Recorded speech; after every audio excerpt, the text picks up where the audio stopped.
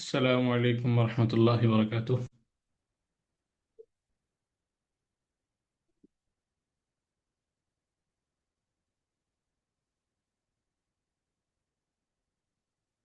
আমার কথা কি শোনা যাচ্ছে?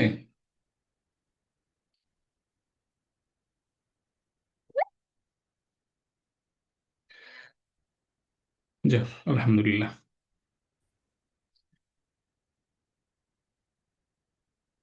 نحمده ونستعينه ونستغفره ونؤمن به ونتوكل عليه ونعوذ بالله من شرور أنفسنا ومن سيئات أعمالنا. من يهده الله فلا مضل له ومن يضلل فلا هادي له، ونشهد أن لا إله إلا الله وحده لا شريك له، ونشهد أن سيدنا ومولانا محمدا عبده ورسوله. أما بعد فأعوذ بالله من الشيطان الرجيم. بسم الله الرحمن الرحيم.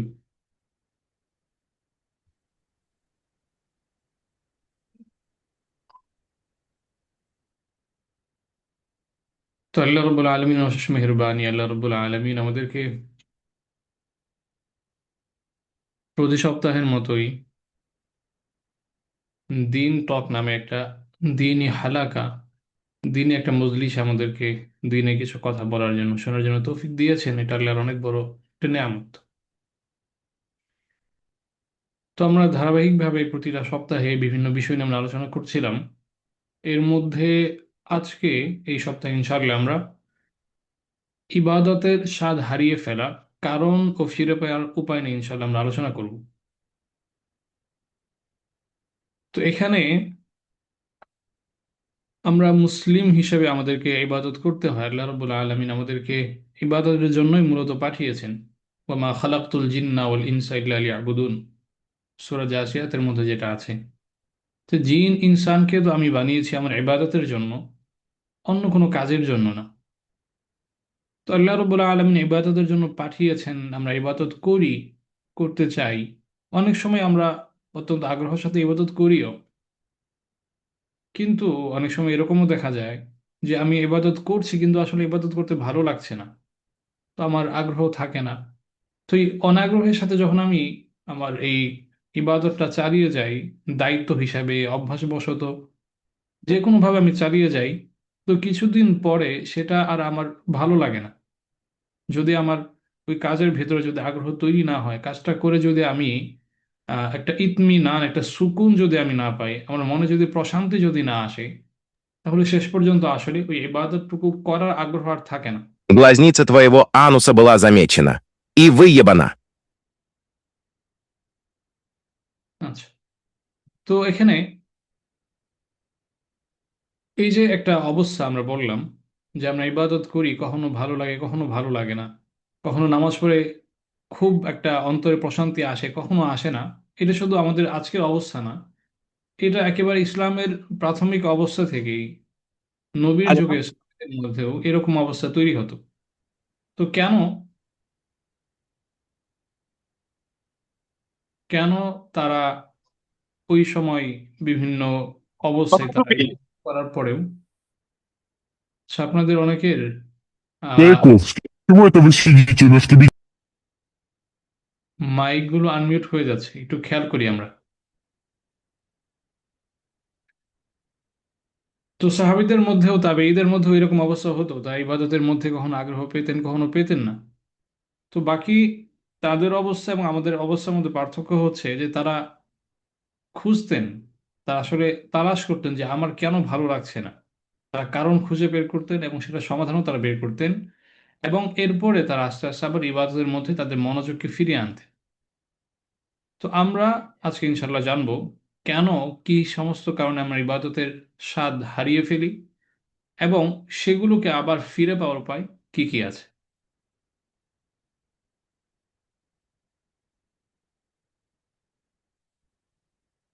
আচ্ছা, রাফিয়া মিম এই নামে একজন জয়েন হয়েছেন।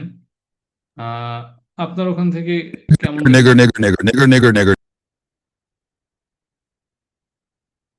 আচ্ছা, এটাকে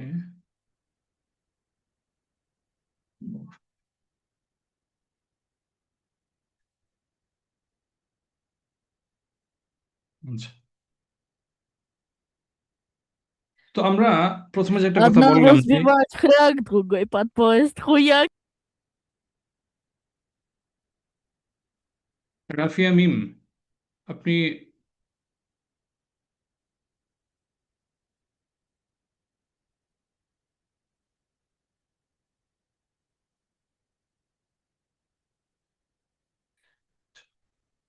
তো ইবাদতের স্বাদ আমরা বললাম যে ইবাদতের স্বাদ আছে। তো ইবাদতের স্বাদ আসলে আছে কিনা, মানে আমরা তো স্বাদ যেটা বুঝি খাবারের মধ্যে বুঝি, কোনো পানীয়র মধ্যে বুঝি। আমরা যখন মুখ দিয়ে কিছু খাই তখন জিহ্বার মধ্যে আমরা একটা স্বাদ পাই, সেটা মিষ্টি হয়, সেটা তিতা হয়, সেটা টক হয়, ঝাল হয়। তো ইবাদত তো আসলে মুখে খাওয়ার কোনো বিষয় না।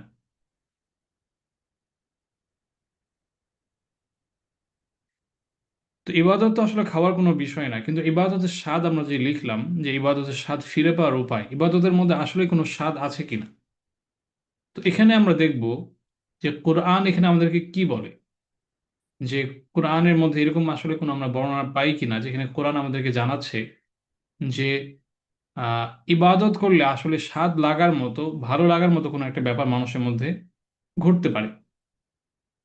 তো কোরআনের মধ্যে আমরা প্রথম যে আয়াতটা দেখব সেটা হচ্ছে আল্লাহ রাব্বুল আলামিন বলেছেন যে আলা বিযিকরিল্লাহি তাতমাইন্নুল কুলুব। এটা হচ্ছে সূরা রাদের 28 নম্বর আয়াত। আল্লাহ বলছেন জেনে রাখো যে ইবাদতের মাধ্যমে, আল্লাহর জিকিরের মাধ্যমে, আল্লাহর স্মরণের মাধ্যমে মানুষের হৃদয় প্রশান্ত হয়। ওই যে হৃদয়ের যে একটা প্রশান্তি, আমি কাজ করছি, হয়তো দুনিয়ার কোনো কাজ করছি, আমার অফিসে আমি চাকরি করছি, বা আমার দোকান আমি বসছি, বা আমি খেত খামারে কাজ করছি, যে কোনো কাজেই থাকি, লেখাপড়ার মধ্যেই থাকি না কেন আমি, তো করার সময় মনের মধ্যে একটা ইতমিনান, মনের মধ্যে একটা প্রশান্তি কাজ করে যে আমি যেটা করছি সেটা মনোযোগের সাথে করতে পারছি। তো আল্লাহ বলছেন যে তোমরা যখন আল্লাহর জিকির করবে, আল্লাহর ইবাদতের মধ্যে যখন মনোযোগ তোমাদের থাকবে, তখন তোমাদের হৃদয়টা শান্ত হয়ে যাবে। এই হৃদয়ের প্রশান্তি যেটা, এটাকে মূলত কোরআনে ইবাদতের স্বাদ হিসাবে বলা হয়েছে। তো হাদিসের মধ্যেও আমরা এরকম কিছু ব্যাপার দেখতে পাই যেখানে ইবাদতের স্বাদ বলতে একটা বিষয় আছে, এটা হাদিসের মধ্যেই বলা হয়েছে। যেমন সরাসরি এরকম একটা হাদিসের মধ্যে এসেছে, নবী করিম সাল্লাল্লাহু আলাইহি ওয়াসাল্লাম বলেছেন যাকা তা'মাল ঈমান মান রাদিয়া বিল্লাহি রাব্বা ওয়া বিল ইসলামি দীনা ওয়া বিমুহাম্মাদিন রাসূলা। এটা মুসলিমের 34 নম্বর হাদিস। নবী করিম সাল্লাল্লাহু আলাইহি ওয়াসাল্লাম বলছেন সরাসরি হালাওয়াতুল ঈমান, এই কথাটা নবী বলছেন হালাওয়াতুল ঈমান। হালাওয়াতুল ঈমান মানে হচ্ছে ঈমানের মিষ্টতা, ইবাদতের মিষ্টতা। নবী বলছেন যে ওই ব্যক্তি ইমানের মিষ্টতা, ইবাদতের মিষ্টতা করলে খুব ভালো লাগবে, এরকম একটা সে ফিলিংস সে পাবে। কখন পাবে? যখন তার মধ্যে তিনটা গুণ থাকবে। মান রদিয়া বিল্লাহ রব্বা, যে আল্লাহকে রব হিসেবে মেনে নিবে, ওয়া বিল ইসলামী দিনা, এবং ইসলামকে ধর্ম হিসেবে একমাত্র দিন হিসেবে মেনে নিবে, ওয়া বি মুহাম্মাদিন রসুলা, এবং মুহাম্মাদকে রসুল হিসেবে, শেষ নবী হিসেবে মেনে নিবে। তো নবীও বলছেন যে ঈমান যখন কেউ পরিপূর্ণভাবে লাভ করবে, তখন ঈমানের মিষ্টতা পাবে, ইবাদতের মিষ্টতা পাবে। তো এই ইবাদতের যে মিষ্টতা, এটা আসলেই আছে, এটা কোরআনের মধ্যে আমরা পাচ্ছি, সেটা আমরা হাদিসের মধ্যেও পাচ্ছি। পাশাপাশি এই কোরআন এবং হাদিসকে যারা তাদের জীবনের মধ্যে সবচাইতে ভালোভাবে তারা ফলো করেছিলেন, নিজেদের জীবনের মধ্যে যারা সবচাইতে বেশি অ্যাপ্লাই করেছিলেন, সেই বুজুর্গানে দিন, সাহাবিরা, তাবেঈন, তাবে তাবেঈন, আইমে মুস্তাহিদিন, আরও যত উলি আল্লাহ যারা পীর বুজুর্গ যারা আছেন, তাদের জীবনের মধ্যেও এরকম আমরা অনেক ঘটনা পাই যে তারা এই ইবাদতের মাধ্যমে তারা একটা মিষ্টতা, ইবাদতের একটা স্বাদ তারা উপভোগ করেছেন।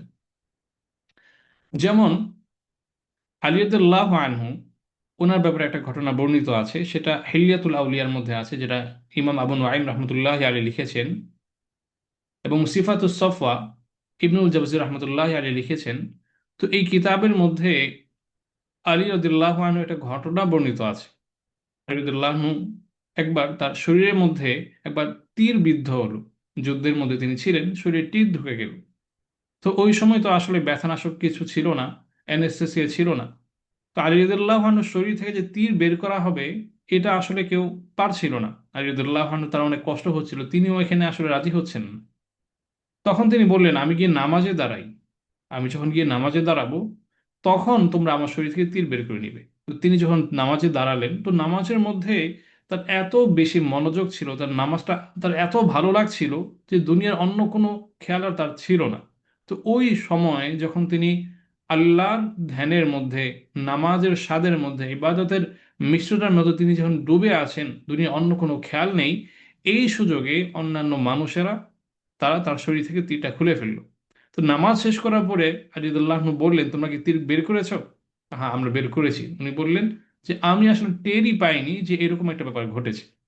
তো তিনি যদি এভাবে এই ইবাদতের মিষ্টতা না পেতেন, ইবাদতের মধ্যে একটা আহ, মানে বর্ণনাতীত একটা স্বাদ তিনি যদি না পেতেন, তাহলে কিন্তু তার মধ্যে এই যে একটা আহ, প্রায় আহ, অনুভূতিহীনতা যে চলে এসেছে দুনিয়ার ব্যাপারে, এটা তার মধ্যে তৈরি হতো না।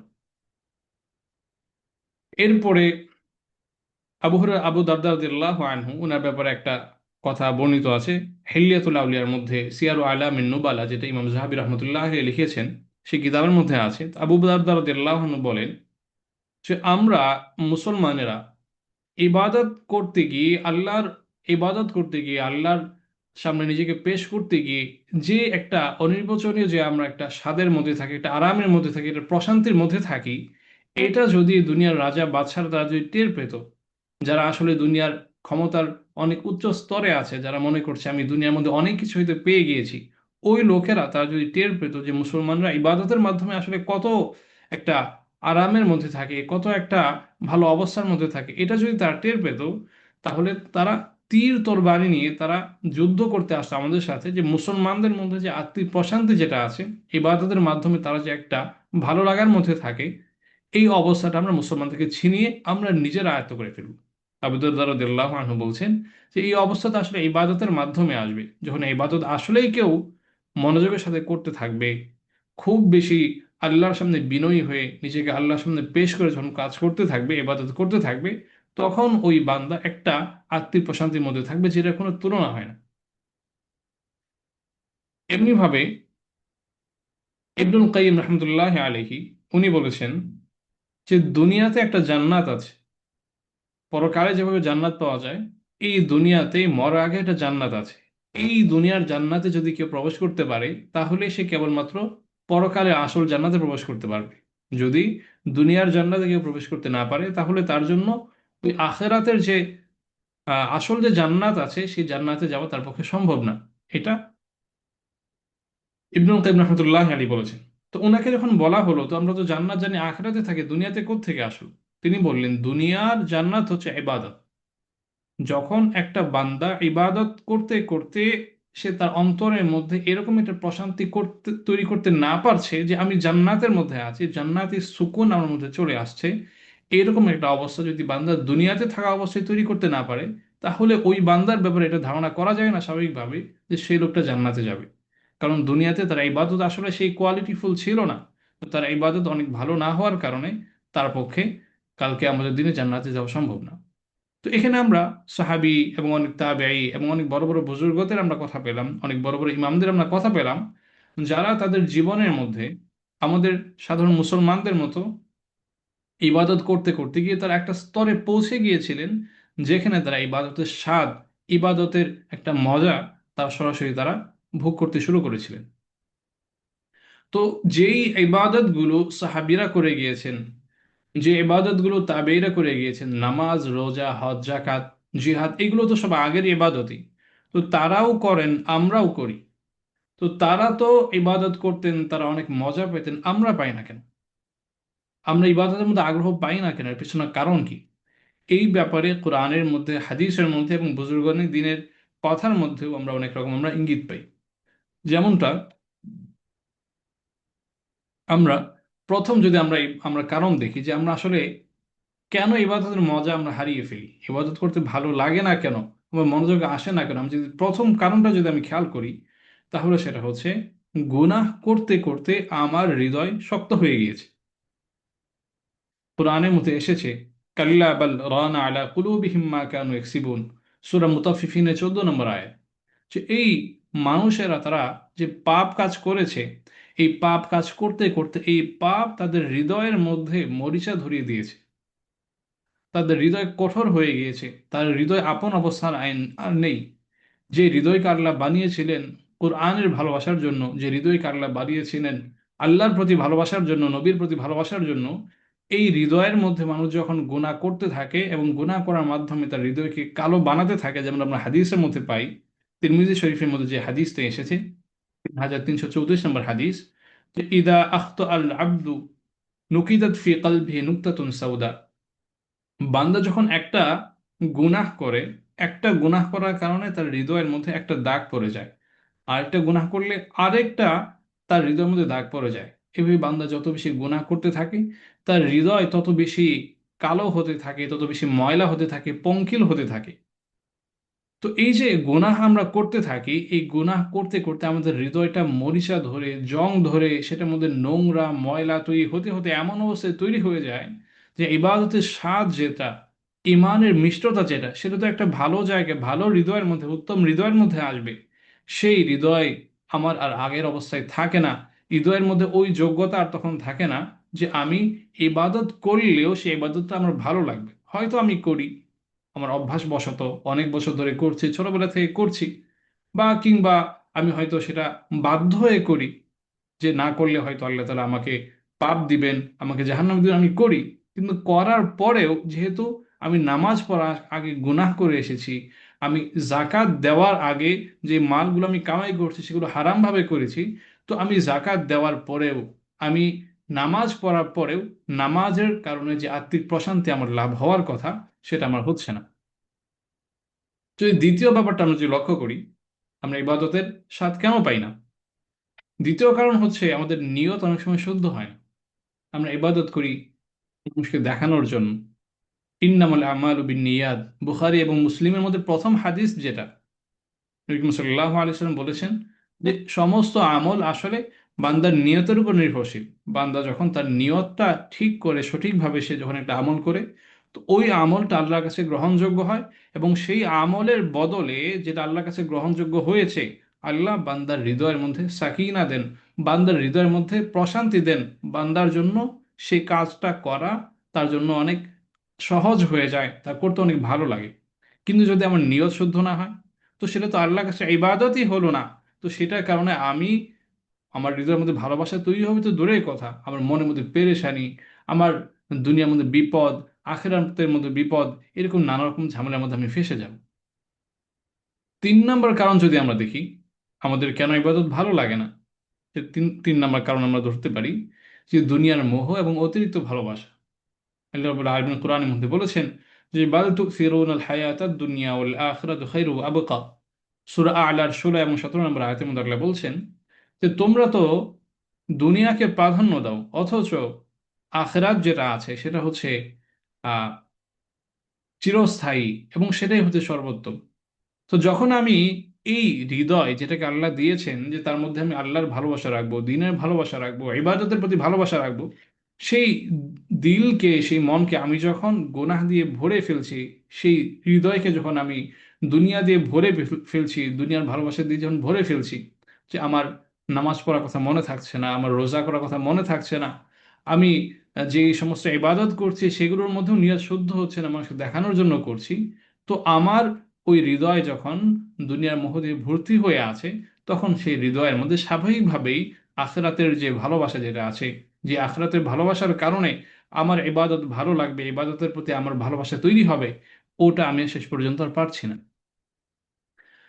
যদি আমরা 4 নম্বর কারণ দেখি, সেটা হচ্ছে নামাজ ও জিকিরের মধ্যে উদাসীনতা। এখন মাশাআল্লাহ দেখা যায় অনেক মসজিদের মধ্যেই অনেক মানুষ নামাজ পড়ে, 2 কাতা 4 কাতা, অনেক মসজিদ ভরেই যায় মাশাআল্লাহ। কিন্তু এইভাবে নামাজি বাড়লেও দেখা যাচ্ছে নামাজিদের নামাজের কোয়ালিটি বাড়ছে না, কোয়ান্টিটি বাড়ছে। এখন মানুষ আগের চাইতে অনেক বেশি ধর্মের প্রতি আগ্রহী হচ্ছে, অনেক বেশি এখন মানুষ ধর্মের ব্যাপারে তাদের আহ পাঠ তারা বাড়াচ্ছে, তারা তাদের জানাশোনা বাড়াচ্ছে। অনেক নারী এখন আগের চাইতে বেশি পর্দা করছেন। অনেক পুরুষরা আগে যারা দাঁড়িয়ে রাখতেন না তারা দাঁড়িয়ে রাখছেন, যারা নামাজ পড়তেন না তারা নামাজ পড়ছেন। হয়তো দেখা যাচ্ছে যে প্র্যাকটিসিং মুসলিমদের সংখ্যা সমাজে বাড়ছে, কিন্তু নামাজই বাড়লেও, জিকিরওয়ালা বাড়লেও, সেই নামাজের মধ্যে মানুষের মন সেটা ঠিকমতো উপস্থিত থাকছে না। আল্লাহ রাব্বুল আলামিন কোরআনের মধ্যে বলছেন ওয়ালা তাকুম মিনাল গাফিলিন, এটা সূরা আরাফের মধ্যে আছে। ফাওয়াইলুল লিল মুসাল্লিন আল্লাযীনা হুম আন সালাতিহিম সাহুন, সূরা মাউনের 4 নম্বর 5 নম্বর আয়াতের মধ্যে আল্লাহ বলছেন যে ওই সমস্ত মুসল্লিদের জন্য, নামাজ আদায়কারীদের জন্য ধ্বংস, যারা ফি সলাতহিম সাহুন, নামাজের মধ্যে যারা অবহেলা করে। নামাজ তো পড়ছে কিন্তু মনোযোগ দিয়ে পড়ছে না। নামাজ সে পড়ছে কিন্তু তার নিয়ত হচ্ছে নামাজ থেকে বের হয়ে গিয়ে সে কি কি করবে সেগুলো নামাজের মধ্যে সে হিসাব করছে। সে কি কি করে আসলো সে সমস্ত জিনিস নিয়ে সে চিন্তা করছে, তার পড়ালেখা নিয়ে, তার ব্যবসা নিয়ে, তার চাকরি বাকরি নিয়ে, তার যে কোনো একটা বিপদ নিয়ে সে চিন্তা ভাবনা করছে। যে নামাজটা আমি এমনভাবে পড়বো যে আল্লাহর সামনে দাঁড়িয়ে আমি পড়ছি, আল্লাহরকে সরাসরি আমি সিজদা করছি, এরকম একটা মনোভাব আমার হৃদয়ের মধ্যে রাখবো। সেই নামাজের মধ্যে যখন আমার মনোযোগ থাকছে না, তো ওই নামাজের প্রতি কিন্তু আমার ভালোবাসা তৈরি হবে না। আমি হয়তো নামাজ পড়ছি কিন্তু নামাজে আসল স্বাদ পাওয়ার জন্য আমাকে তো আসলে নামাজটা নামাজের মতো পড়তে হবে। আমি মনে করি আমি বিরিয়ানি রান্না করলাম, কিন্তু বিরিয়ানিকে যদি, বিরিয়ানির যে আহ, রন্ধন প্রণালী যেটা আছে, যেভাবে রান্না করতে হয়, সেগুলোর প্রতিটা যদি আমি ঠিকমতো পালন না করি, যদি আমি ঠিকমতো সেখানে মশলা না দেই, তেল যদি কম দেই, বা যদি গোশত এবং চালের রেশিওর মধ্যে যদি গরমিল হয়, বা যে কোনো একটা জায়গায় যদি ঝামেলা হয়, তো বিরিয়ানি তো রান্না হবে কিন্তু বিরিয়ানির মতো হবে না, খেয়ে আমি স্বাদ পাবো না। তো আমি তো নামাজ পড়ছি কিন্তু নামাজ যেভাবে পড়ার কথা সেভাবে যখন আমার হচ্ছে না, তো বিরিয়ানি ঠিকমতো না হওয়ার কারণে, বিরিয়ানি খেলেও যেভাবে আমি স্বাদ পাচ্ছি না, তো আমি আমি অনেক ইবাদত করছি কিন্তু যেভাবে ইবাদত হওয়ার কথা সেভাবে না হওয়ার কারণে সেই ইবাদতের মধ্যে আমার কোনো ভালোবাসা তৈরি হচ্ছে না, ইবাদত করতে আমি আগ্রহ পাচ্ছি না। 4 নম্বরের পরে 5 নম্বর যে ব্যাপারটা সেটা হচ্ছে হারাম উপার্জন এবং হারাম খাদ্য। এটা অত্যন্ত গুরুত্বপূর্ণ একটা ব্যাপার। নবী করিম সাল্লাল্লাহু আলাইহি ওয়াসাল্লাম বলেছেন মুসলিমের মধ্যে 1015 নম্বর হাদিস, যে একজন ব্যক্তি সে অনেক বিপদে পড়ে, অনেক ঝামেলার মধ্যে পড়ে, একেবারে আসলেই বাস্তবে সে আল্লাহর প্রতি সে বিনয়ী হয়ে আল্লাহর সামনে নিজেকে পেশ করে দিয়ে আল্লাহর সামনে নিজেকে সমর্পণ করে ইয়া রব বলে সে দোয়া করছে। নবী করিম সাল্লাল্লাহু আলাইহি ওয়াসাল্লাম বলছেন এভাবেই, কিন্তু ওয়ামাতামুহু হারাম ও মাশরাবুহু হারাম ও মালবাসুহু হারাম ও গুযিয়া বিল হারাম ফান্না ইউস্তাজাবু লিযালিক।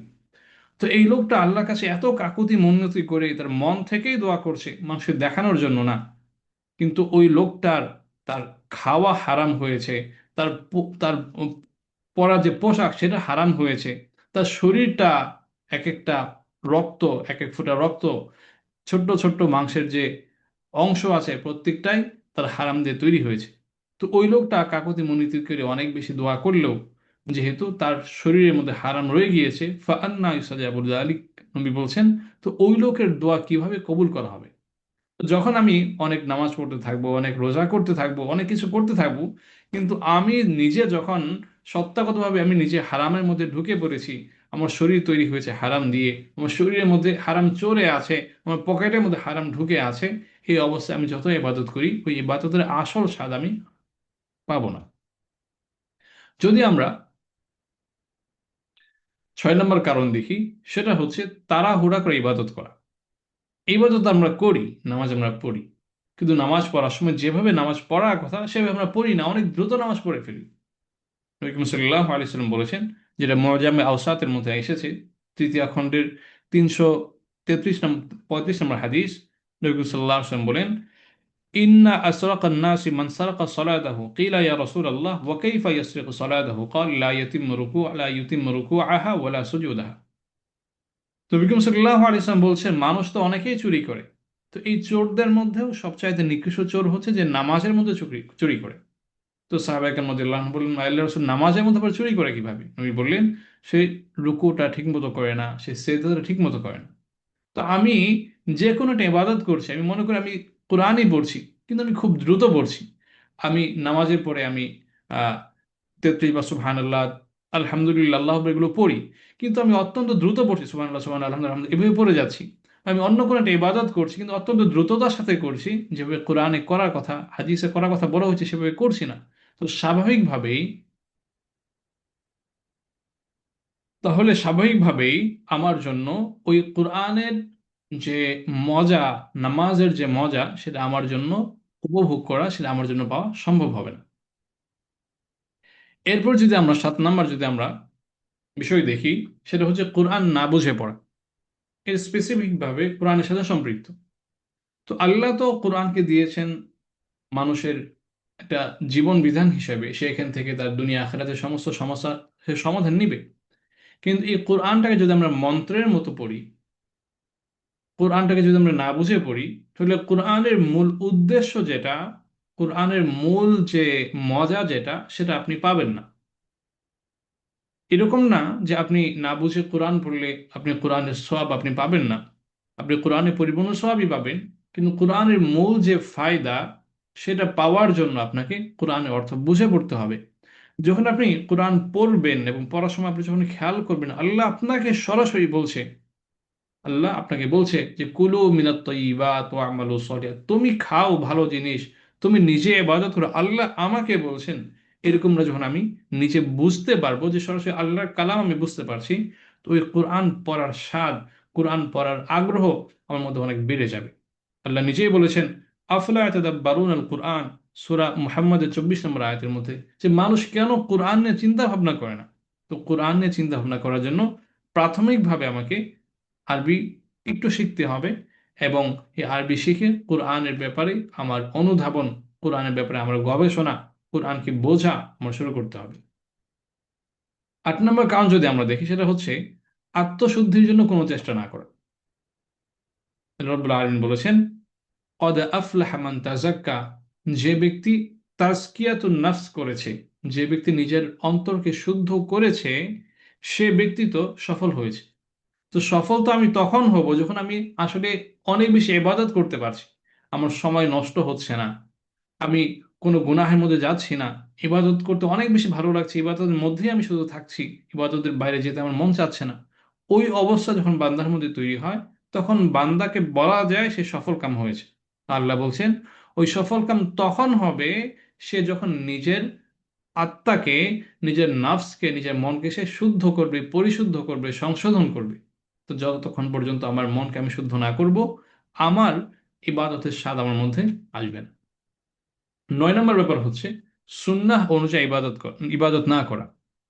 তো আমি নামাজ হয়তো পড়ছি, কিন্তু নবী করিম সাল্লাল্লাহু আলাইহি ওয়াসাল্লাম যেভাবে নামাজ পড়েছেন, যেভাবে সাহাবীদেরকে নামাজ পড়তে শিখিয়েছেন, সেভাবে আমি পড়ছি না। আমি হয়তো জিকির করছি, কিন্তু নবী যেভাবে করেছেন, সাহাবীদেরকে যেভাবে করিয়েছেন, সেভাবে আমি করছি না।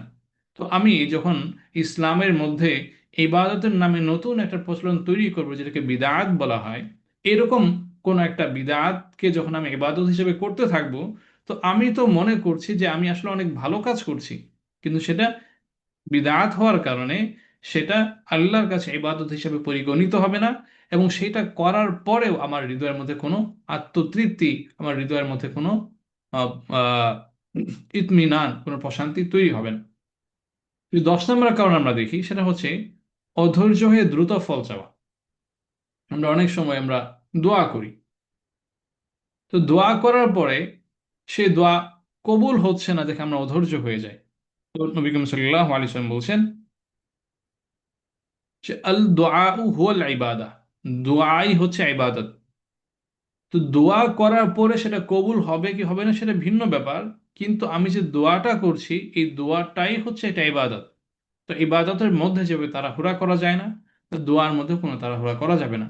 তো আমি দোয়া করব আমার কাজ হিসেবে, তো এরপরে সেটা কবুল করা না করে সেটা আল্লাহর উপরে। যদি আমি আমার পক্ষ থেকে আমি ঠিকমতো যদি করতে পারি, যদি আমি ইবাদতটা, এই দোয়াটা যদি আমি সুন্দরভাবে করতে পারি, তাহলে আমি সেই ক্ষেত্রে আশা করতে পারি যে আমার ইবাদতটা, আমার দোয়াটা আল্লাহর কাছে কবুল হবে, এবং আমি যেটা চাচ্ছি আল্লাহ তাআলা সেটা আমাকে দান করবে। তো এর বাইরেও আরো অনেক কারণ আমাদের মধ্যে থাকতে পারে, মোটামুটি যেগুলো আমাদের মধ্যে কমন, যে কারণগুলো ইবাদতের স্বাদ না পাওয়ার, সেগুলো আমরা এখানে মোটামুটি ব্যাখ্যা করলাম। তো এখন আমরা ইনশাআল্লাহ দেখব যে ইবাদতের স্বাদ আমরা কিভাবে ফিরে পেতে পারি। ইবাদতের স্বাদ আমরা কিভাবে ফিরে পেতে পারি, কোরআনের মধ্যে কি বলেছে, হাদিসের মধ্যে কি বলেছে, এই ব্যাপারে ইনশাআল্লাহ আমরা এখানে দেখব। যে প্রথম যে ব্যাপারটা, আমরা বর্তমানে যে অবস্থার মধ্যে আছি, নামাজ পড়ি ভালো লাগে না, রোজা করি ভালো লাগে না, কিংবা আমি রোজাই করতে পারছি না, আমি নামাজই পড়তে পারছি না, যে যে অবস্থার মধ্যে আছি, আমাদের জন্য এই মুহূর্তে সর্বপ্রথম কাজ হচ্ছে তওবা করা। আল্লাহ রাব্বুল আলামিন বলছেন, ইয়া আইয়ুহাল্লাযীনা আমানু তুবু ইলাল্লাহি তাওবাতান নাসুহা। হে মুমিনরা, তোমরা আল্লাহ তাআলার কাছে একেবারে খাঁটি মনে আল্লাহর সামনে নিজেকে সমর্পণ করে দিয়ে তোমরা তাওবা করো, যে আমি অতীতে যে সমস্ত গুনাহ করেছি সেই সমস্ত গুনাহের ব্যাপারে আমি অত্যন্ত লজ্জিত। আমি আল্লাহ আর চাই না এই গুনাহগুলো আমি আরেকবার করব। আমি আল্লাহ অত্যন্ত শর্মিন্দা হয়ে আছি, আমি অত্যন্ত অনুতপ্ত, আমি লজ্জিত। আমি এই গুনাহ কখনো করব না। এই গুনাহ আমি ছেড়ে দিলাম, আর আমি সামনে কখনো করব না। তো এইভাবে সর্বপ্রথম আমাদের দায়িত্ব হচ্ছে, ইবাদতের স্বাদ যদি আমরা ফিরে পেতে চাই, নামাজের মধ্যে আমাদের মন চলে আসুক, নামাজ আমাদের অনেক বেশি ভালো লাগুক, এক একটা ইবাদত আমাদের অনেক বেশি ভালো লাগুক, এরকম না যদি আমরা চাই, তো আমাদের জন্য সর্বপ্রথম দায়িত্ব হচ্ছে তওবা করতে হবে। হাদিসের মধ্যে এসেছে, নবী করিম সাল্লাল্লাহু আলাইহি ওয়াসাল্লাম বলেন, আত্তাইবু মিনাজ যামবি কামান লা যামবা লাহু। এটা ইবনু মাজার মধ্যে 4250 নম্বর হাদিস। নবী বলছেন, যখন একটা মানুষ তৌবা করে, তার তৌবা যখন কবুল হয়ে যায়, যখন সে ঠিকমতো তৌবা করতে পারে, তো ওই ব্যক্তির অবস্থা হচ্ছে যেন তার জীবনে কোনো গুনাহ নেই। তো একটা মানুষ যখন এমন অবস্থায় চলে যাবে, পৌঁছে যাবে, যে তার আসলে কোনো গুনাহ নাই, আমি এখন তওবা করলাম, এমন ভাবে আল্লাহ আমার তওবা কবুল করলেন, তো এই অবস্থায় আমার কিন্তু কোনো গুনাহ নাই। এই গুনাহমুক্ত অবস্থা নিয়ে আমি যখন নামাজে দাঁড়াবো, এই নামাজটা যে কত মজাদার হবে, এই নামাজটা যে আসলে কত ভালো লাগার হবে, সেটা আসলে বলে বোঝানোর কোনো ব্যাপার না। তো আমাদের জন্য সর্বপ্রথম দায়িত্ব হচ্ছে তওবা করতে হবে। দ্বিতীয় দায়িত্ব হচ্ছে কোরআন বুঝে পড়ার চেষ্টা করতে হবে। কোরআন যেটা আল্লাহ দিয়েছেন, আল্লাহর বাণী যেটা যেটা আল্লাহ এবং বান্দার সাথে, আমরা তো নবীর মতো না যে সরাসরি আল্লাহর কাছে আমরা যাব। আমাদের তো মেরাজ ঘটার সুযোগ নাই, কিন্তু ওই মেরাজে গিয়ে নবী করিম সাল্লাল্লাহু আলাইহি ওয়াসাল্লাম যেভাবে সরাসরি আল্লাহর সাথে কথোপকথন কথন করেছেন, তো সেটা আমাদের পক্ষে সম্ভব যখন আমরা কোরআনটা বুঝে পড়ব। তো কোরআনটা শুধু মন্ত্রের মতো না, যখন আমি বুঝে বুঝে পড়ব, তখন আমার জন্য ওই কোরআন পড়ার মধ্যে অনেক বেশি ভালো লাগা তৈরি হবে। বিশেষ করে আমি একটা কথা আমি অনেককেই বলি, আমরা যারা প্র্যাকটিসিং মুসলিম যারা আছি, যারা মাদ্রাসায় আমরা পড়িনি, বা যারাই আমরা এখানে আছি, তো আমরা কিন্তু নামাজে যে কয়টা সূরা পড়ি, অনেকগুলো সূরা কিন্তু আমরা পড়ি না। 4 5টা 6 7টা, এই অল্প কয়েকটা সূরা আমরা ঘুরিয়ে ফিরিয়ে পড়ি। সূরা ফাতিহা তো আমরা পড়ি, এর বাইরে আর 5 7টা সূরা আমাদের থাকে, ছোট ছোট কিছু সূরা থাকে। এবং এর বাইরে আমরা প্রতিটা নামাজের মধ্যে একই ধরনের দোয়া পড়ি, সানা পড়ি, দুরূদ শরীফ পড়ি, আর তাহিয়াতু পড়ি, দোয়ায়ে কুনুত পড়ি। এরকম ছোট ছোট নামাজের মধ্যে তাসবিহগুলো পড়ি। তো নামাজের মধ্যে আমার মন নিয়ে আসার জন্য এটা একটা গুরুত্বপূর্ণ ব্যাপার হচ্ছে, যে আমি যে অংশগুলো নামাজের মধ্যে নিয়মিত পড়ি, সেগুলোর অর্থগুলো আমি জেনে নিব। সূরা ফাতিহা যখন আমি পড়বো, তখন যদি আমার এটা জানা থাকে যে আলহামদুলিল্লাহ রাব্বিল আলামিন আমি বললাম, এর মানে কি? আর রহমান রহিম যখন বললাম, এর মানে কি? এটা যখন আমি জেনে নিব আগে থেকেই, এবং এই অর্থগুলো বুঝে বুঝে যখন আমি পড়বো, তখন আমার নামাজের মধ্যে এমনিতে একটা ভালো লাগা, নামাজের মধ্যে এমনিতে আমার মন চলে আসবে। এটা আসলে খুব বেশি কঠিন কিছু না। আমাদের যাদের বয়স আমাদের অল্প আছে, যারা এখন আমরা স্টুডেন্ট আছি, আমাদের জন্য এটা খুবই সহজ। এবং যারা বিভিন্ন কাজের মধ্যে ঢুকে গিয়েছি, আমাদের জন্য এটা আসলে খুব বেশি কঠিন কিছু হবে না, যে এই অল্প কয়েকটা সূরা, অল্প কয়েকটা দোয়া, এগুলো যদি আমরা একটু কষ্ট করে এগুলো অর্থ যদি শিখে ফেলতে পারি, তাহলে এগুলো যখন নামাজের মধ্যে আমরা পড়বো, আমাদের নামাজের মধ্যে আরো অনেক বেশি মজা চলে আসবে।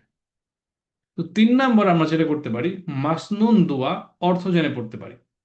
আমরা অনেকে মাসনুন দোয়া পড়ি, যেমন টয়লেটে যাওয়ার সময় আল্লাহুম্মা ইন্নী আউযু বিকা মিনাল খুবসি ওয়াল খাবাইস পড়ি, এরপর বের হয়ে গুফরানাকা আলহামদুলিল্লাহিল্লাযী আযহাবা আন্নিল আযা ওয়া আফানি পড়ি, ঘুমের আগে দোয়া পড়ি, ঘুমের পরে দোয়া পড়ি, খাওয়ার আগের দোয়া, খাওয়ার পরের দোয়া পড়ি। তো এগুলো মন্ত্রের মতো না পড়া, আমি একটা দোয়া পড়ছি, এই দোয়াটা কেন পড়ছি, কি কারণে পড়ছি, এই দোয়ার মধ্যে কি বলছি, এগুলো যদি আমি খেয়াল করে পড়ি, তাহলে ওই দোয়াগুলো পড়তে আমার মধ্যে অনেক ভালোবাসা কাজ করবে। ওই দোয়াগুলো পড়তে আমার অনেক ভালো লাগবে।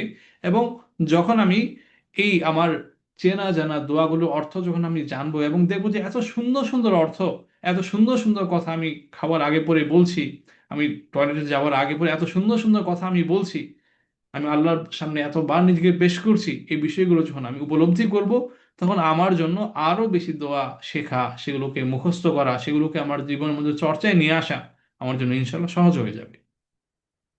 4 নাম্বার, এটা গুরুত্বপূর্ণ একটা বিষয়, সেটা হচ্ছে সৎ ব্যক্তির সাহচর্য। আমি কাজের সাথে আছি, আমি কোন পরিবেশে আছি, সেই পরিবেশটা নিয়ে আমাকে একটু খেয়াল করতে হবে। নবী করিম সাল্লাল্লাহু আলাইহি ওয়াসাল্লাম বলেছেন, আর রাজুলু আলা দীনি খালিলিহি ফালইয়ানজুর আহাদুকুম মা ইউখালিল। এটা তিরমিজির মধ্যে আছে, আবু দাউদের মধ্যে আছে। তো এই হাদিসের মধ্যে নবী করিম সাল্লাল্লাহু আলাইহি ওয়াসাল্লাম বলছেন যে প্রত্যেকটা মানুষ তো তার বন্ধু, তার সঙ্গীর যে অবস্থা, সেই অবস্থার উপরে সে থাকে। সঙ্গী যদি ভালো হয় তো অপরজনও ভালো হয়, সঙ্গী যদি খারাপ হয় তাহলে অপর সঙ্গীও খারাপ হয়ে যায়। তো প্রত্যেক ব্যক্তি যেন খেয়াল করে মাই খালিল, কাকে সে খালিল বানাচ্ছে, কাকে সে তার বন্ধু বানাচ্ছে। নবী করিম সাল্লাল্লাহু আলাইহি ওয়াসাল্লাম বলে দিয়েছে যে আমরা বাংলায় যেটা বলি যে সঙ্গ দোষে লোহা ভাসে। আমি যদি এমন পরিবেশের মধ্যে থাকি, এমন লোকদের সঙ্গে থাকি যাদেরকে দেখলে, যাদের সঙ্গে বসলে আরো দুনিয়ার কথা অনেক বেশি মনে পড়ে, আমার নামাজের কথা মনে থাকে না, আমার রোজার কথা মনে থাকে না, আমার জিকিরের কথা মনে থাকে না, শুধু দুনিয়ার কথা, দুনিয়ার হিসাব, নানা রকম গান বাজনা অশ্লীলতার মধ্যে আমি ডুবে যাই, ওই মানুষগুলোর কাছে গেলে তো তাদের থেকে আমার সরে আসতে হবে। তো তাদের থেকে যখন আমি সরে আসব, তো আমার মধ্যে গুনাহের মাত্রা কমে যাবে। কারণ সঙ্গীতের প্রভাবে যেহেতু গুনাহ হচ্ছিল, আমি চলে আসলাম, তো আল্লাহ তাআলা আমাকে ওই সঙ্গীতের থেকে চলে আসার কারণে আমার মধ্যে গুনাহের যে মাদ্দা যেটা আছে, গুনাহের প্রতি যে ভালোবাসা যেটা আছে কমিয়ে দিবেন, এবং এর ফলশ্রুতিতে আমার জন্য বেশি সময় ইবাদত করা এবং সেই ইবাদতের যে মজা, সেটা লাভ করার সুযোগ আমার বৃদ্ধি পাবে। 5 নম্বর যেটা আমরা করতে পারি, যে বেশি বেশি দরুদ পড়তে হবে। বেশি বেশি যখনই আমি সুযোগ পাই, তখনই নবী করিম সাল্লাল্লাহু আলাইহি ওয়াসাল্লামের প্রতি বেশি বেশি দরুদ পড়তে হবে। তো দরুদ মানে এমনটা না যে আপনি দরুদ ইব্রাহিমই পড়বেন, অনেক লম্বা করে পড়ার প্রয়োজন নেই। যদিও এটা সবচাইতে উত্তম, নবী করিম সাল্লাল্লাহু আলাইহি ওয়াসাল্লামের সবচাইতে পছন্দনীয় দরুদ হচ্ছে এই দরুদ ইব্রাহিমী, এজন্যই তিনি এটাকে নামাজের মধ্যে দিয়েছেন। নবী করিম সাল্লাল্লাহু আলাইহি ওয়াসাল্লাম বলেছেন, মান সাল্লা আলাইয়া সালাতান সাল্লাল্লাহু আলাইহি আশরান। মুসলিমের মধ্যে এটা 408 নম্বর হাদিস। যে ব্যক্তি আমার প্রতি একবার দরুদ পড়ে, আমার জন্য যে একবার শান্তির দোয়া করে, আল্লাহ রাব্বুল আলামিন তাৎক্ষণিকভাবে তার উপরে 10 বার সাকিনা, 10 বার রহমত তার উপর নাজিল করে। নবী করিম সাল্লাল্লাহু আলাইহি ওয়াসাল্লামের প্রতি দরুদের ফজিলত এত বেশি, কোরআনের মধ্যেও আছে, ইন্নাল্লাহা ওয়া মালাইকাতাহু ইউসাল্লুনা আলান নবী, সূরা আহজাবের 56 নম্বর আয়াত, যে স্বয়ং আল্লাহ রাব্বুল আলামিন এবং তার ফেরেশতারা, তারা সব সময় নবীর উপরে দুরূদ পড়তে থাকে। নবীর উপরে তারা ভালোবাসা, নবীর প্রতি তাদের মহাব্বত, নবীর প্রতি তাদের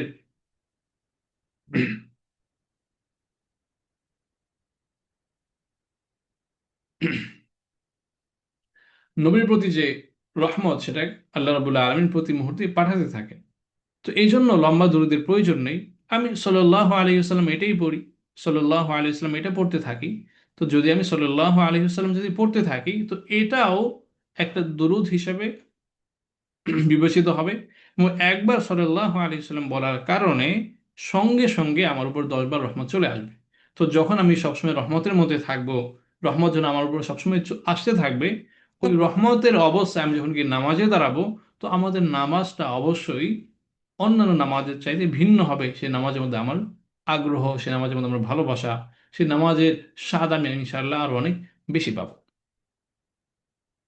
6 নম্বরে যেটা করতে পারি, গোপনে কোনো আমল করতে পারি।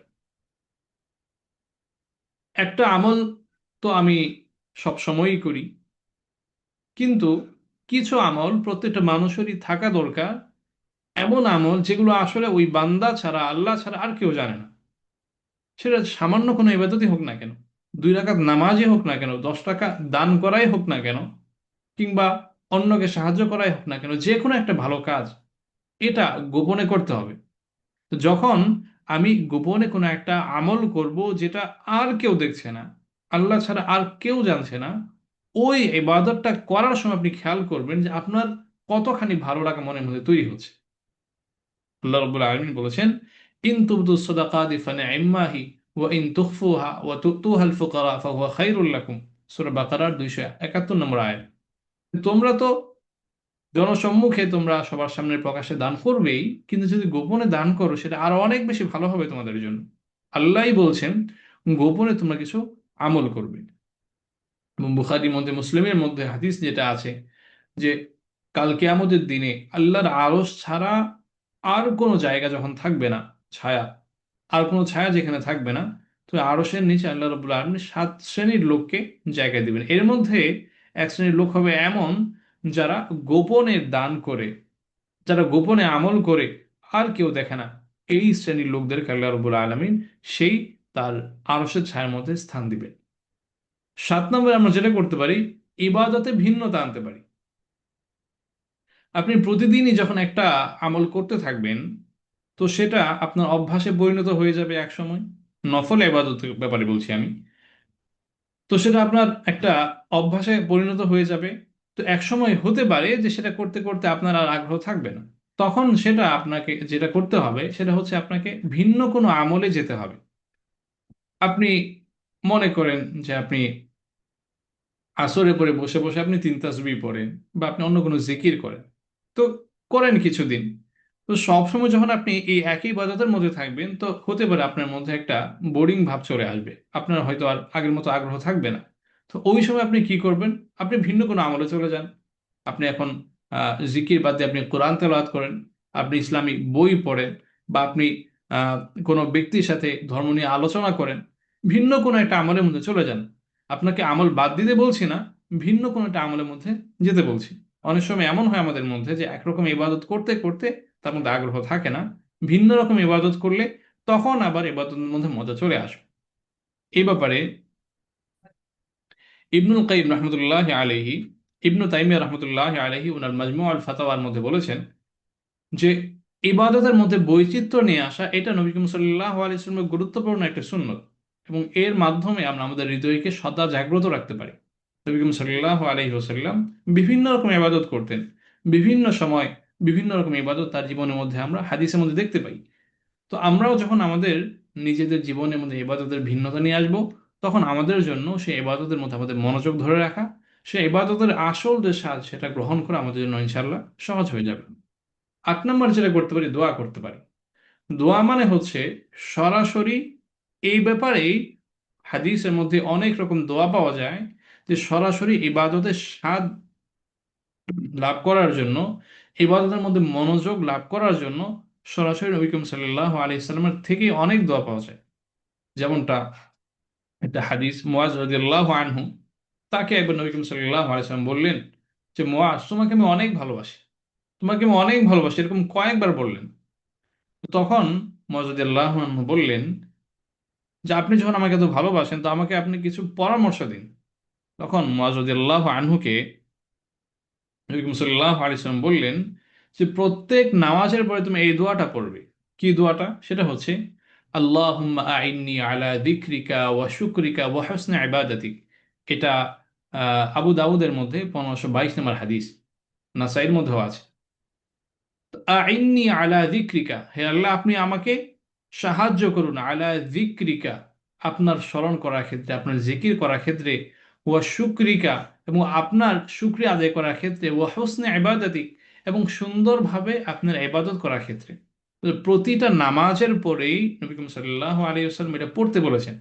তো নামাজ আমি পড়লাম, সবচাইতে বড় ইবাদত আমি করলাম, এরপরেই আল্লাহ নবী বলছেন যে তুমি আরেকবার নামাজের জন্য তুমি আল্লাহর কাছ থেকে তুমি একটা সুপারিশ নিয়ে নাও, যে আল্লাহর কাছে তুমি একটা মঞ্জুরি নিয়ে নাও যে তুমি পরে আরেকবার নামাজ পড়তে পারবে। এবং আল্লাহর নামাজ তুমি শেষ করলে তখন তুমি আল্লাহর জিকিরের মধ্যে থাকবে, আল্লাহর নিয়ামতের শুকরিয়ার মধ্যে থাকবে, তুমি আল্লাহর কাছ থেকে চেয়ে নাও। বুখারীর মধ্যে আরেকটা হাদিস এরকম পাওয়া যায়,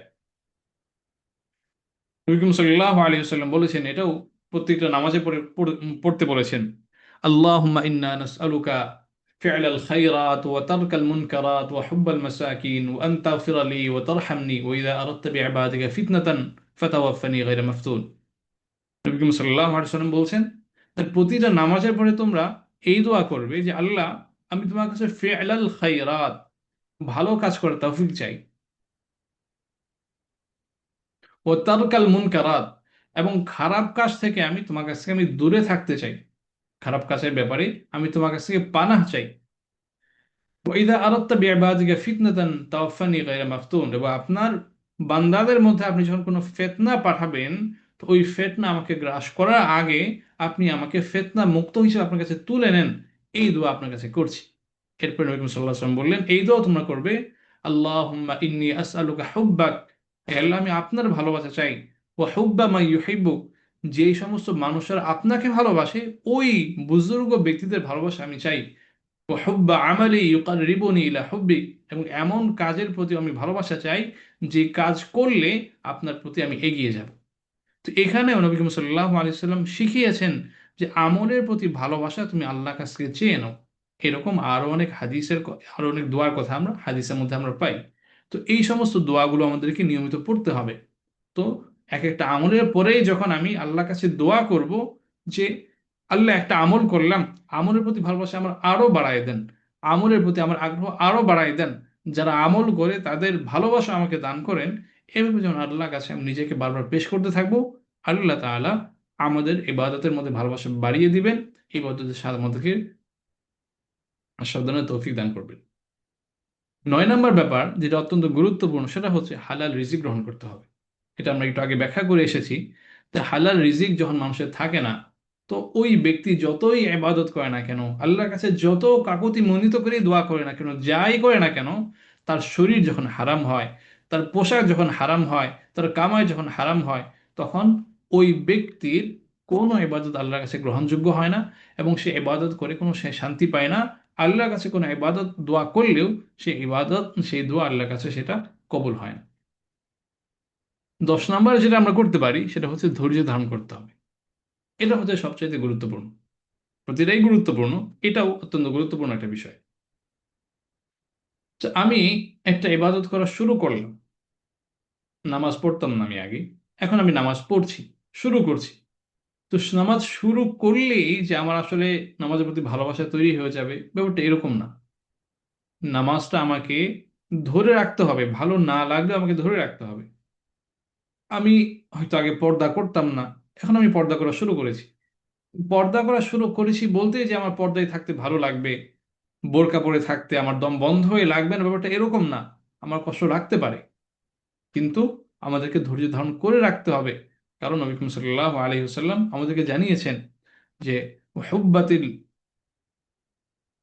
হুফ হুফাতিল জান্নাতু বিল মাকারি ওয়া হুফাতিন নারু বিশ শাহওয়াত, জান্নাত যেটা আছে, এই জান্নাতকে বিল মাকারি কষ্টদায়ক জিনিস দিয়ে ঢেকে দেয়া আছে, আর জাহান্নাম যেটা সেটা বিশ শাহাওয়াত, যত রকম আকর্ষণীয় জিনিস আছে, যত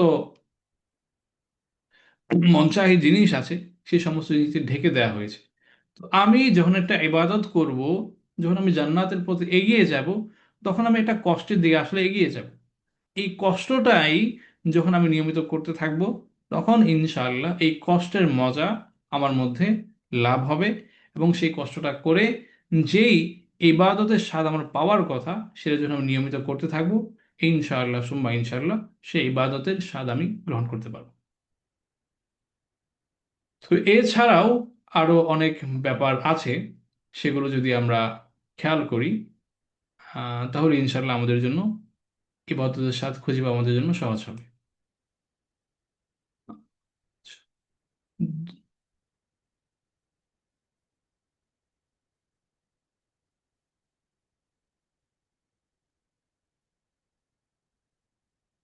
আচ্ছা, আমাদের মূল আলোচনা শেষ হলো। আমরা এখানে আলোচনা করলাম যে ইবাদতের স্বাদ আসলে আছে কিনা, এটি নিয়ে আমরা আলোচনা করলাম, এবং ইবাদতের স্বাদ আমরা কেন পাই না, কেন আমরা ইবাদতের স্বাদ হারিয়ে ফেলি, এর জন্য আমরা 10টা বিষয় নিয়ে আলোচনা করলাম, এবং কিভাবে আমরা আমাদের ইবাদতের স্বাদ ফিরে পেতে পারি সেটা নিয়ে আমরা আলোচনা করলাম। এখানেও আমরা 10টা বিষয় আমরা উল্লেখ করেছি। তো এই বিষয়ে আপনাদের কারো কোনো প্রশ্ন আছে কিনা? আমাদের বোন যারা আছেন তারা চাইলে চ্যাট বক্সে লিখতে পারেন, আর ভাই যারা আছেন তারা চাইলে সরাসরি অডিওতেই আপনারা প্রশ্ন করতে পারেন।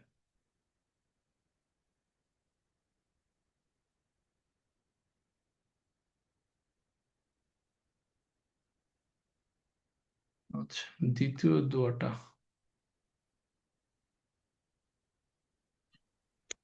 আসসালামু আলাইকুম রহমতুল্লাহ। স্যার, আমার একটা প্রশ্ন ছিল। জি। স্যার, এই স্লাইডটা কি দেওয়া হবে আহ, স্লাইডের ব্যাপারে? এখন পর্যন্ত আমাদের সিদ্ধান্ত হচ্ছে স্লাইডগুলো দেয়া হবে না, তবে ও আপনারা যদি আচ্ছা। চান তখন সেক্ষেত্রে আমি ইনশাল্লাহ আলোচনা করবো। আপনি হয়তো আগ্রহী, বুঝতে পারছি, এবং অনেকে এখানে আগ্রহ দেখাচ্ছেন, অনেকে জি দোয়া স্যার। চাচ্ছেন। স্যার, স্লাইডটা দোয়া সহকারে আপনি যে আচ্ছা। দোয়াগুলোর কথা বলছেন স্যার, জি আমার করা সহজ হইতো স্যার। জি। তাহলে ইনশাল্লাহ আমরা কর্তৃপক্ষের সাথে আলোচনা করব যে আসসালামু কিভাবে আলাইকুম। আপনাদেরকে এই স্লাইডটা দেওয়া যায় বা দোয়াগুলো আপনাদেরকে দেওয়া যায়। আসসালামু আলাইকুম। ওয়ালাইকুম আসসালাম। জি, স্যার, আমার কোশ্চেনটা হচ্ছে যে মানে নামাজ পড়ার সময় এমন হয় যে মনোযোগ দিয়ে নামাজ পড়ছি, কিন্তু হঠাৎ জি। করে হচ্ছে বেখেয়াল চলে আসে। উম, তখন সেই ক্ষেত্রে তখন এই মুহূর্তে কি কি করা যেত? হ্যাঁ, এই জন্য আমি বললাম যে একটা গুরুত্বপূর্ণ ব্যাপার আমি বলেছিলাম যে নামাজের মধ্যে আমরা যেগুলো পড়ি সেগুলো কিন্তু অনেক বেশি কিছু পড়ি না। সেগুলো অর্থ জেনে আমরা অর্থ বুঝে বুঝে পড়ার চেষ্টা করব। এটা নামাজের মধ্যে মনোযোগ ধরে রাখার জন্য খুবই খুবই ফলপ্রসূ, খুবই কার্যকর একটা উপায়। আপনি যখন সূরা ফাতিহা পড়বেন, ফাতিহার অর্থটা বুঝে বুঝে পড়ার চেষ্টা করবেন। ফাতিহা তো আপনি নিয়মিতই পড়েন, তো ফাতিহাটার অর্থ যেটা সেটা আপনি যদি জেনে রাখেন, আলহামদুলিল্লাহ রাব্বিল আলামিন আর রহমানির রহিম মালিক ইয়াউমিদ্দিন, আমি পড়ছি, আমি বুঝছি, তো সেটার ফিলিংস আপনার অন্যরকম হবে, আপনার মনোযোগটা তখন ভিন্নভাবে আসবে। তো আপাতত আপনি যদি সেগুলো অর্থ না জেনে থাকেন, সেক্ষেত্রে আপনি প্রাথমিকভাবে এটা চেষ্টা করে দেখেন যে অর্থগুলো জেনে আপনার মনোযোগটা ধরে রাখতে পারেন কিনা। আশা করা যায় এর মাধ্যমে ইনশাল্লাহ আপনি অনেক উপকৃত হবেন। এরপরেও যদি আপনার অসুবিধা হয় তখন সেক্ষেত্রে স্যার, মানে ওইটাতে স্যার, মানে ওইটাতে চেষ্টা আছে, মানে আমি অর্থগুলো জানার চেষ্টা করি সবসময়, জি। মানে পড়ার চেষ্টা করি, কিন্তু যখন হচ্ছে ফরজ সালাত আদায় করি তখন ইমামের পিছনে যখন সালাত আদায় করি তখন দেখা গেছে হঠাৎ করে খেই হারিয়ে ফেলি, যখন দেখি যে ইমাম তখন বড় সূরা দেন, হয়তো তখন ওই অর্থগুলো বুঝি না, আচ্ছা তখন আচ্ছা হচ্ছে এই ঝামেলাটা বেশি হয় আর কি, হঠাৎ করে একটু বেখেয়ালি চলে চলে এই আচ্ছা। সমস্যাটা হয়। জি, বুঝতে পেরেছি। বিশেষ করে যখন, হ্যাঁ, এটা আমাদের অনেক কমন হয়। বিশেষ আমরা যারা মুক্তাদি হিসেবে নামাজ পড়ি পুরুষেরা, আমাদের অনেক সময় এটা হয় যে ইমাম সাহেব যখন তেলাওয়াত করতে থাকেন, আহ, এটা তো বেশি হয় অনেক সময় যেটাকে আমরা সিররি নামাজ বলি, যেখানে কেরাতটা পড়া হয় না। ফরজ নামাজের পরে 2 রাকাতে বা আসরের সময়, জোহরের সময়, যখন আমাদের হানাফি মাযহাব হিসেবেও কিছু পড়ার সুযোগ থাকে না, ওই সময়টা বেশি হয়। তো ওই সময়ে আসলে আপনাকে এটা কল্পনা করতে হবে, নামাজের শুরু করার আগে আপনাকে এটা খেয়াল করে নিতে হবে শুরুতেই, আমি এখন কি পড়তে যাচ্ছি। এক তো আমাদের নিয়ত থাকে আমি নামাজ পড়ছি, নামাজের জন্য মসজিদে আসলাম, এটা তো আমাদের নিয়ত থাকে। কিন্তু নামাজের জায়গায় দাঁড়িয়ে, কাতারে দাঁড়িয়ে আমাকে নতুন করে নিয়ত করতে হবে আমি কি করার জন্য আসছি এখানে। আমাকে খেয়াল করতে হবে আমি নামাজ পড়তে এসেছি। নামাজ পড়তে এসেছি মানে আল্লাহর সামনে আমি দাঁড়িয়েছি, আল্লাহর ঘরে আমি আছি। এই পরিস্থিতি আপনাকে মনে করতে হবে যে আমি সরাসরি যেন আল্লাহর সামনে দাঁড়িয়েছি, আমার জীবনের সর্বশেষ নামাজের মধ্যে আমি দাঁড়িয়েছি, এরপরে নামাজ পড়ার আমার সুযোগ নাও হতে পারে। এরকম একটা পরিস্থিতি প্রথমে কল্পনা করে নিয়ে, নিজেকে ওভাবে কল্পনা করে নিয়ে যদি আমরা নামাজের দ্বারা আশা করা যায় ইনশাআল্লাহ এই অবস্থা থেকে আমরা মুক্তি পেতে পারি। অর্থাৎ যেই আমার নিয়ত আছে, নিয়তটা প্রতিটা ইবাদতের সময়, শুধু নামাজ না, প্রতিটা ইবাদতের সময় আলাদা করে আমাকে নিয়ত করে নিতে হবে যে আমি কি করছি, কেন করছি। এবং শুরুতে খেয়াল করতে হবে আমার আমার মনোযোগ যাতে না ছুটে যায়, এটা শুরুতেই খেয়াল করে নিতে হবে। এবং সব সময় যখনই মনোযোগ ছুটে যাবে তখনই সেটাকে ফিরে আনার জন্য চেষ্টা করতে হবে। নামাজের সূরাগুলোর মাখরাজ শুদ্ধ না হলে নামাজ কি কবুল হবে? এখানে মাখরাজ বলতে আহ, কিছু কিছু মাখরাজ আসলে কম বেশি হলে অর্থের মধ্যে সমস্যা হয় না, আবার কিছু কিছু মাখরাজের আহ, মধ্যে গরমিল হলে অর্থের মধ্যে সমস্যা তৈরি হয়ে যায়। এক কথা এভাবে আসলে বলা সম্ভব না যে আপনার মাখরাজ না হওয়ার কারণে আপনার নামাজ ভেঙে যাচ্ছে কিনা।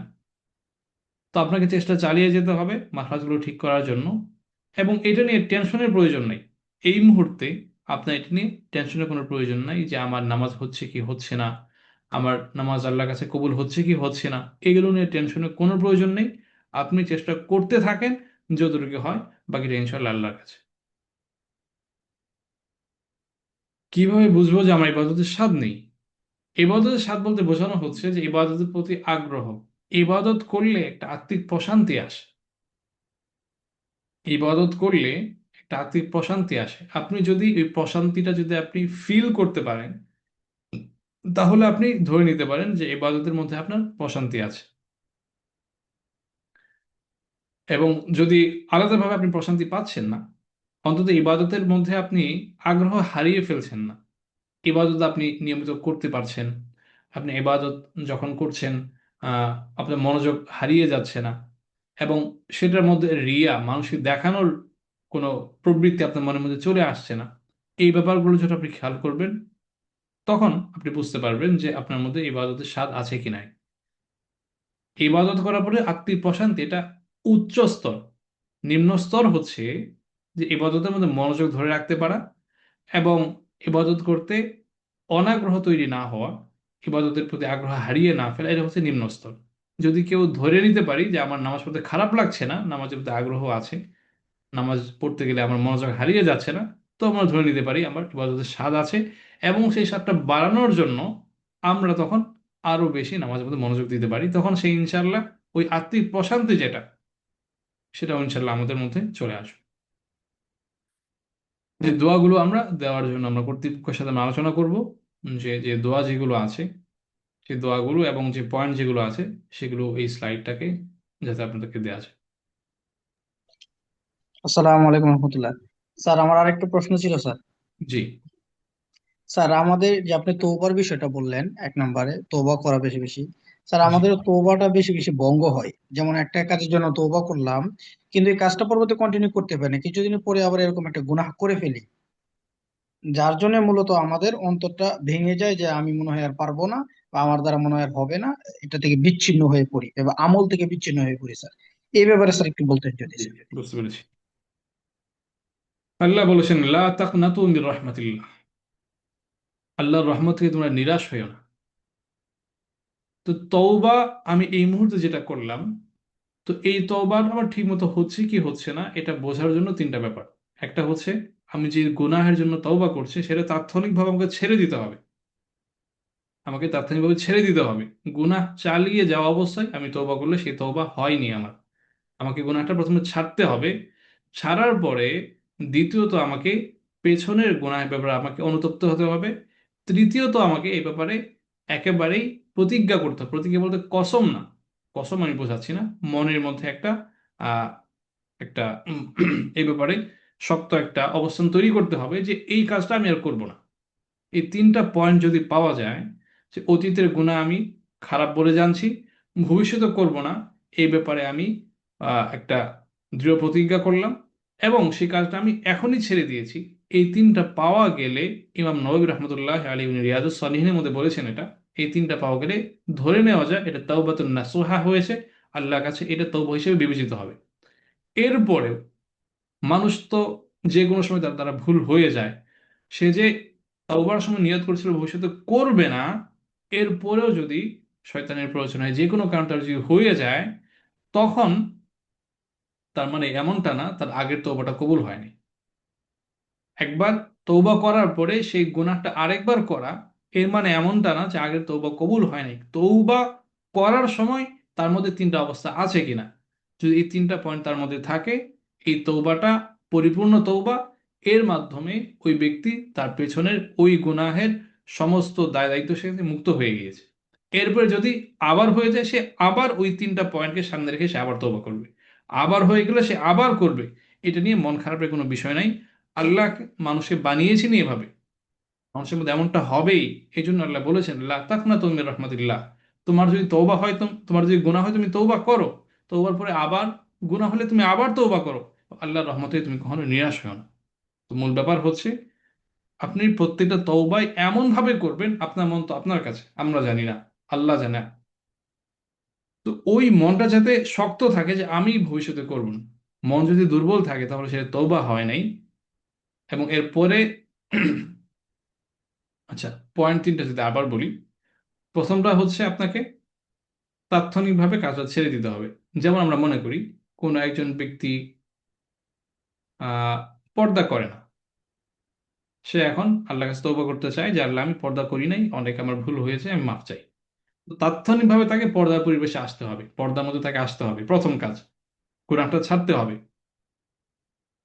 দ্বিতীয় কাজ হচ্ছে, সে যে পেছনে যে কাজগুলো করেছে, পর্দা ছাড়া সে অনেক বছর ছিল, এই ব্যাপারে তার মনের মধ্যে অনুতাপ চলে আসতে হবে, তার মধ্যে আফসোস তার মধ্যে আসতে হবে যে আমি যে কাজগুলো করছি সেগুলো ভালো করি নেই, আমাকে ভালো হতে হবে।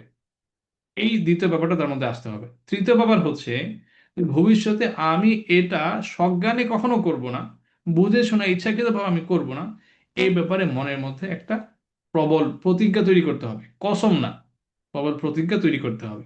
গুনাহ ছাড়তে হবে, পিছনের ব্যাপারে অনুতপ্ত হতে হবে, ভবিষ্যতে করব না এই ব্যাপারে শক্ত হতে হবে।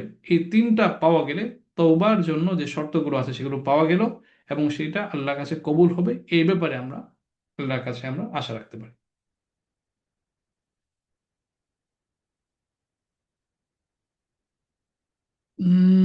ভয় জি আয়াত স্যার, আসলে। বুঝতে পেরেছি স্যার। স্যার আরেকটা প্রশ্ন করি স্যার। জি, 4 নম্বর পয়েন্ট আপনি যেটা বলেছেন সৎ ব্যক্তি, সহচরের বিষয়টা, জি, যেটা স্যার আমাদের সমাজে অনেক ব্যক্তি আছে যারা প্রকৃত সৎ না, মানে নামাজ কালাম বা অন্যান্য আমল করে না, কিন্তু ব্যক্তি হিসাবে ভালো। ব্যক্তি হিসাবে বলো, এমনিতে অনেক সামাজিক কাজ করে কিন্তু আমল করে না। তাদের সাথে চলার বিষয়টা স্যার কি বলবেন স্যার? আচ্ছা। তো এখানে সৎ ব্যক্তি, সৎ ব্যক্তি মানে হচ্ছে শুধুই লেনদেনের ক্ষেত্রে সৎ না। এখানে সৎ বলতে বোঝানো হয়েছে যে পরিপূর্ণ সৎ, যে তার ধর্মীয় দিক থেকেও সৎ, ইবাদতের ক্ষেত্রেও সৎ, ঠিকমতো ইবাদত করে, এবং তার লেনদেনের ক্ষেত্রেও সৎ। এরকম মানুষের সাথে চলাফেরার ক্ষেত্রে এরকম মানুষকে অগ্রাধিকার দিতে হবে, যে এদের সাথে আমি সবসময় বেশি থাকবো। এরপরে যদি এমন মানুষ আমার সঙ্গে যদি না থাকে, তখন সেক্ষেত্রে আমি এমন মানুষের কাছে যেতে পারি যাদের কথা আপনি বললেন, যে সরাসরি তারা নামাজ হয়তো পড়ে না, এমনকি সে বিধর্মীয় হতে পারে, কিন্তু তার অন্যান্য আখলাক যেগুলো আছে, আচার আচরণ যেগুলো আছে, লেনদেন যেগুলো আছে, এগুলো তার সব সুন্দর, এগুলো তার সৎ। ওই ধরনের মানুষের সাথে চলাফেরা করা যাবে। কিন্তু ওই লোকগুলো যদি কোনো গুনাহের পরিবেশে যায়, তখন তাদের সাথে যাওয়া যাবে না। আমাকে সর্বপ্রথম এমন মানুষের সাথে থাকতে হবে যাদেরকে দেখলে আমার আল্লাহর কথা মনে হয়, যারা নিজেরাই সবসময় জিকিরের মধ্যে থাকে, তো তার কাছে গেলে আমারও জিকিরের কথা মনে হবে, আমিও জিকির করব। তার সাথে খেতে বসলে সে দোয়া পড়ে খায়, জোরে দোয়া পড়ে, তো তাকে দেখলে তার সাথে খেতে বসলেও আমার দোয়ার কথা স্মরণ হবে। তো এই সমস্ত লোকদের সাথে চলাফেরার ক্ষেত্রে সবচাইতে বেশি সময় দিতে হবে।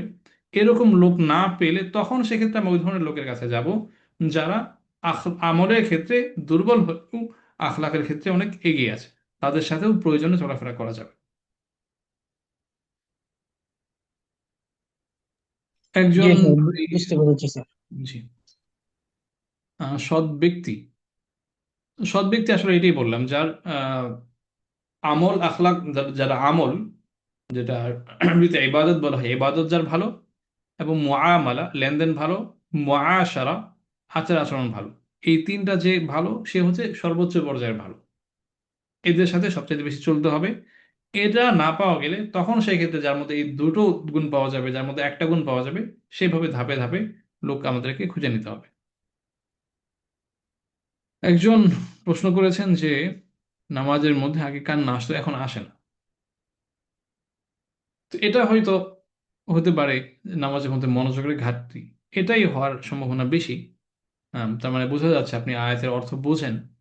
আয়াতের অর্থ বোঝার কারণে আপনার আগে অর্থ বুঝলে আপনার কান্না আসতো, এখন আসে না। এর কারণ হতে পারে যে আপনার নামাজের মধ্যে মনোযোগের ঘাটতি হচ্ছে, বা নামাজের মধ্যে মনোযোগের ঘাটতি না হলেও অন্য কোথাও হয়তো আপনার গুনাহ হচ্ছে। গুনাহের কারণে আমাদের হৃদয় শক্ত হয়ে যায়। আর হৃদয় যখন শক্ত হয়ে যায়, তখন এই কান্নার আয়াত পড়লে, কান্নার আয়াত শুনলে, ভালো কথা শুনলে আমাদের হৃদয় আর নরম হতে চায় না, চোখ দিয়ে আর পানি আসতে চায় না। তাহলে, স্যার, জি, স্যার গুরুত্বপূর্ণ একটা প্রশ্ন ছিল স্যার, সেটা হলো স্যার 10 নম্বরে আপনি যে পয়েন্টটা বলেছেন ধৈর্য ধারণ করার বিষয়টা। স্যার আমাদের অনেকেই ধৈর্যটা কম। আর স্পেশাল ফর দা এখন যে যে টাইমটা আমরা পার করতেছি, যে যেমন মোবাইল বা অনেকে যে রিলস দেখে বা ভিডিও দেখে, তার জি। মাধ্যম দিয়েও কিন্তু আমাদের ধৈর্য ধারণটা কমে আসছে স্যার। এটা বাড়ানোর বিষয়টা স্যার যদি কয়েকটা পরামর্শ দিতেন যে ধৈর্যটা কিভাবে বাড়ানো যায়, ধৈর্য ধারণের বিষয়টা, এটা তো খুবই গুরুত্বপূর্ণ। জি, জি স্যার। আপনি যে একটা গুরুত্বপূর্ণ বিষয় বলছেন যে ধৈর্য আমাদের নাই, তো এবং ধৈর্য না থাকার পেছনে আপনি একটা বড় কারণ বলে দিয়েছেন। সেটা হচ্ছে যে সোশ্যাল মিডিয়া অনেক বেশি সময় দেওয়া, শর্টস বেশি দেখা, রিলস বেশি দেখা। এগুলো ছোট ছোট বিষয় হয়, মানুষের মনকে খুব বেশি আকর্ষণ করে রাখে অল্প সময়ের জন্য। তো সর্বপ্রথম তাকে এই আসক্তি থেকে মুক্ত হতে হবে। যে স্মার্টফোনের প্রতি যে আসক্তি, যে অনেক সময় স্মার্টফোনের মধ্যে দিয়ে দেওয়া, এই অবস্থা থেকে বের হয়ে আসতে হবে। এটা শুধু আমাদের ধর্মীয় বিষয়ের জন্যই না, দুনিয়ার ক্ষেত্রেও কেউ যদি ভালো করতে চায়, এই দুনিয়ার জন্য হলেও তাকে এই আসক্তি থেকে বের হয়ে আসতে হবে। যখন একটা মানুষ দিনে নির্দিষ্ট সময়ের জন্যই সে ফোন হাতে নিবে, শুধু কাজের জন্য নিবে, কোনো শুধুই বিনোদনের জন্য না, তখন তার মধ্যে এমনিতেই ধৈর্যের মাত্রা বেড়ে যাবে, মনোযোগ অনেকক্ষণ ধরে রাখা তার জন্য সহজ হবে। এবং যেহেতু আমাদের মূল আলোচনার বিষয় এটা না, এই জন্য আমি বিস্তারিত বলছি না। আপনি ইউটিউবে খুঁজলে আহ, বা এই ব্যাপারে যদি আপনি বই খুঁজেন, তো এই ব্যাপারে ইনশাল্লাহ আপনি অনেক বই পাবেন। তো এই জন্য আমি আর বিস্তারিত কিছু বলছি না। আমাদের মূল যে আলোচ্য বিষয়, ইবাদতের স্বাদ কিভাবে আমরা ফিরে পেতে পারি, এই ব্যাপারে আমাদের কারো কি কোনো প্রশ্ন আছে কিনা?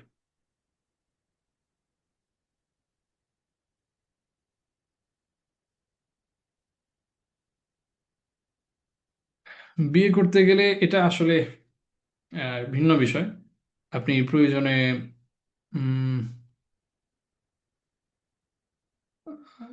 আপনি আপনাদের এলাকার কোনো আলেমের সাথে আপনি যোগাযোগ করতে পারেন, বা অনলাইনে কারোর সাথে আপনি পরামর্শ করতে পারেন, আমার সাথেও করতে পারেন যদি আপনি আপনি আমাকে রিচ করতে পারেন আর কি। বাকি যেহেতু এটা আমাদের সাথে আজকে আলোচনার সাথে রিলেটেড না, এই জন্য আমি এখানে কিছু বলছি না। তো মনে হয় আমাদের আলোচনা এখানে শেষ হতে পারে, যেহেতু আমরা নতুন কোনো প্রশ্ন পাচ্ছি না। এইভাবে ইনশাল্লাহ আমরা প্রতি সপ্তাহে এই রবিবারে 9টা থেকে আমরা বিভিন্ন বিষয়ে আমরা আলোচনা করব। আপনার আহ যথাসময়ে ইনশাল্লাহ উপস্থিত হবেন, আমরাও ইনশাল্লাহ উপস্থিত থাকব। এবং আপনাদের যদি এটা উপকারী মনে হয়, তাহলে আপনারাও ইনশাল্লাহ আপনাদের পরিচিত জনদেরকে বলবেন, তারাও ইনশাল্লাহ এখানে উপস্থিত হয়ে দিনে কিছু কথা শুনবে।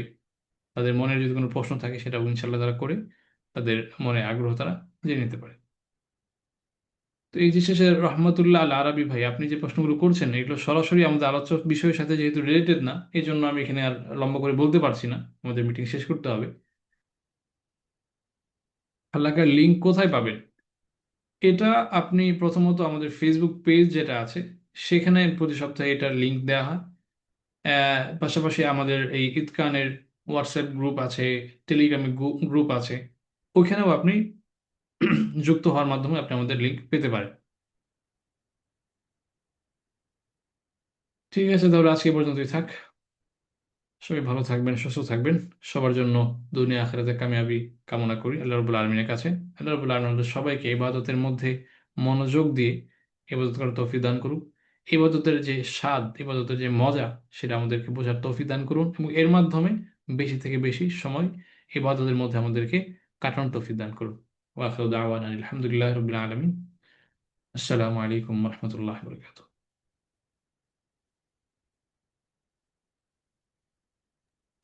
ওয়ালাইকুম আসসালাম ওয়া রাহমাতুল্লাহি তাআলা ওয়া বারাকাতুহু।